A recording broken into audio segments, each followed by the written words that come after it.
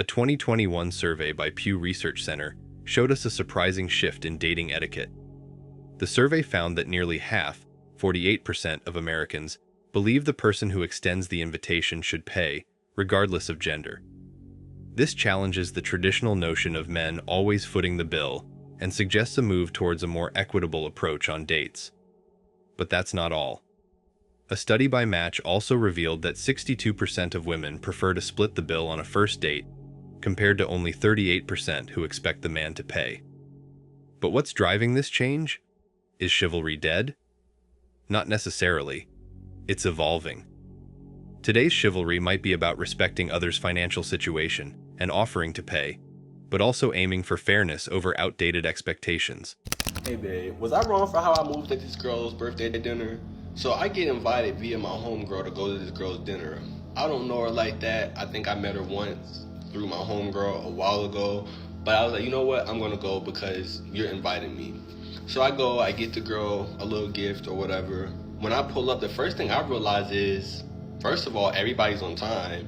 And second of all, a lot of people showed up for this girl's birthday dinner. It was over 12 people. Probably over 15. I've never seen this many people at a birthday dinner at a restaurant in my life. As the night's going, people are buying their drinks and things like that. But what I started noticing is people's orders. I'm a very observant person, so I started noticing people's orders. And they was ordering 2 and 3 appetizers, 3 and 4 drinks, the best biggest T-bone steaks with the gold on it and this and truffle fries and this and it. Everybody was doing their thing. So something, I don't know what it was, at some point of the night after, people was, finishing up their plates and ordering their last drinks and stuff like that, I had to go to the bathroom, but something hit me on my way to the bathroom, like, just stop and pay for your meal. Just stop by the bar, pay for your meal, tip out, do that. That's what I did. So by the time I go to the bathroom, pay for my bill, tip out and stuff like that, the waiter is coming around to the table wanting to know how we're going to do the bill, because the bill can only get split 2 ways, and he made that very clear. The bill can only get split 2 ways.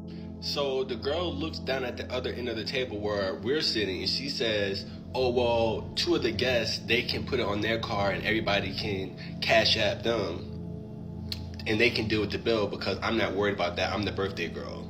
I heard it, but everybody around at the table act like they didn't. And I was completely not worried because, again, my bill is paid for, tipped and everything. I'm just kind of waiting on my homegirl.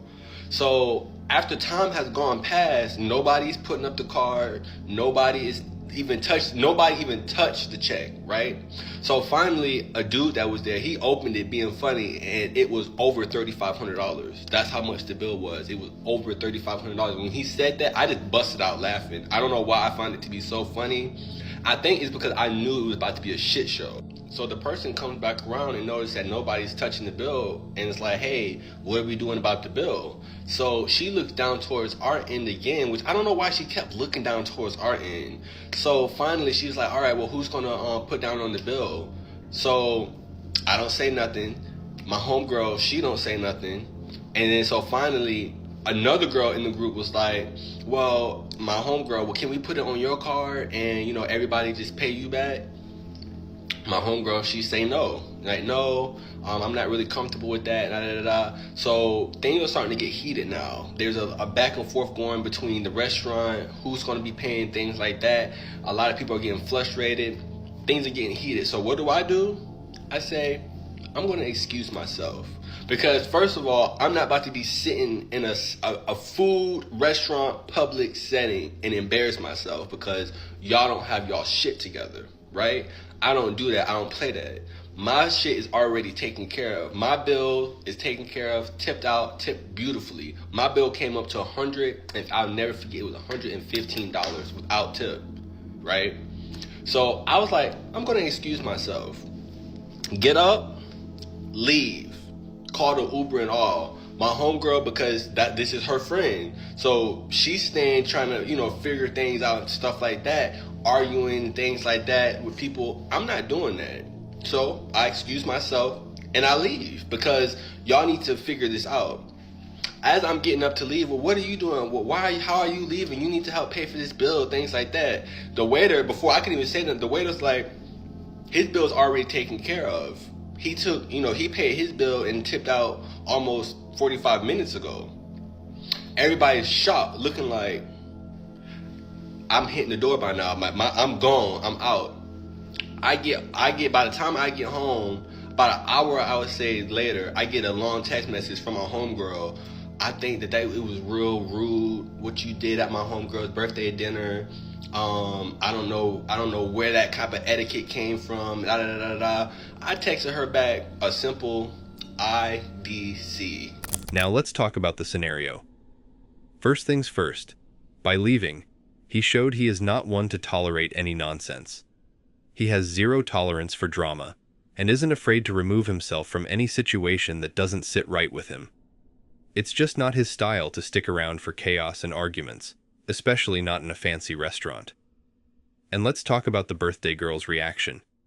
She wasn't mad that he left. She was mad that they didn't contribute to the hefty bill. But here's the thing. She was quick to declare that she wouldn't use her card to foot the bill, yet she was more than happy to argue about who should pay up. Now get this. Even if he had offered to pay her share, it wouldn't have made a difference. The birthday girl wasn't going anywhere until the bill situation was sorted, regardless of who paid what. He knew he was just a +1 in this situation, so he wasn't about to get dragged into the middle of it all.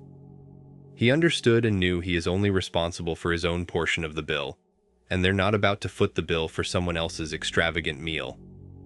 After all, why should they have to split the bill with someone who ordered way more than their fair share? For people he barely even knew? Many women today have this kind of entitled mentality when it comes to dating and money. It's like they expect the world without giving much in return. They want the whole package without lifting a finger. And if they do end up paying for something, they might not respect you for it. It's like they see it as emasculating or something. Let's call it what it is. Financial abuse. Financial abuse affects everyone, no matter their gender. It's a serious problem where one person controls or attempts to control the other's money. This could mean things like not letting them spend money or forcing them to hand over their paycheck. It's harmful and can make someone feel stuck in a bad relationship. It's important to understand that financial abuse can happen slowly, so the victim might not realize it's happening until it's too late. For example, from the video, imagine that all the women stood up and insisted that the men should foot the hefty bill, and in the end, they actually do. Most people may not see it, but that is actually a height of financial abuse. To stop financial abuse, it's very important to have fair money arrangements in relationships and friendships. Before a gathering, the host should be able to talk about the bill and make decisions on how it would be settled. In relationships, the parties should have equal access to money, and both should be involved in making money decisions. Respecting each other's money boundaries is key to having a healthy relationship and friendship. No one should have to give up control of their money. Each person should be able to manage their money how they want. I once knew this woman who bragged about using sex as bait to get a guy to take her out for fancy meals. Can you believe that? She'd lure him in with the promise of something more, only to backtrack and act like it was all a big misunderstanding. And she wasn't the only one pulling this stunt. It's crazy to think that some men fall for it, but hey, to each their own, right? It's like there's this whole ecosystem of people out there who think dinner is a cheaper alternative to hiring a professional. You've got men who see it as a way to buy affection, and women who see it as a way to get what they want without being upfront about it. It's messed up, but it happens. But let's not paint everyone with the same brush. Not all women are like this, and not all men fall for it. There are plenty of people out there who value honesty and mutual respect in relationships.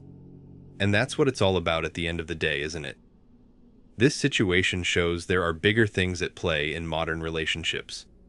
It's not just about who pays, it's about talking openly, respecting each other, and understanding where each person is coming from.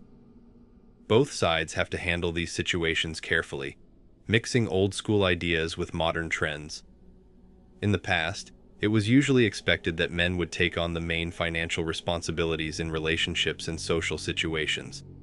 But things are changing. With more women becoming financially independent, these traditional expectations are shifting. However, despite this change, men still often feel pressure to stick to old ideas of being the primary breadwinners, especially in situations where they're expected to pay for big expenses. This puts a lot of pressure on men. They're expected to follow traditional roles even as society is changing. And it's not fair. Both men and women are capable of managing finances equally, but there's still this idea that men should always be the ones footing the bill. These expectations can make men feel frustrated, like they're not good enough, or even financially stressed, especially if their financial situation doesn't match these old-fashioned expectations. It creates an imbalance where men might feel like they have to spend more than they can afford just to meet these societal standards. But it doesn't have to be this way. It's time to challenge these traditional gender roles and push for fairness and equal opportunities for everyone, regardless of gender. Men shouldn't have to carry the entire financial burden on their shoulders. Society needs to recognize and value the different ways that people of all genders can contribute financially and in other aspects of life. In the end, it's about finding common ground and mutual respect. Each person brings their own perspective and experiences to the table, shaping their expectations and behaviors. It's a delicate act of compromise and understanding, where communication is key. So, what's the takeaway from this whole birthday dinner saga? It's a reminder to think about how others see things and to talk openly about what we expect. In these recent times where old-fashioned ideas clash with new ones, it's important to find a balance for good relationships.